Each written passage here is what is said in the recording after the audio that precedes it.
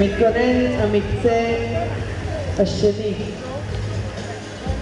באחד דן כרמל מהפועל עולם המים, בשתיים אורי אברהם ממרכז ישראלי לשחייה, בשלוש דוד גש ראושנובי מבית הלוחם,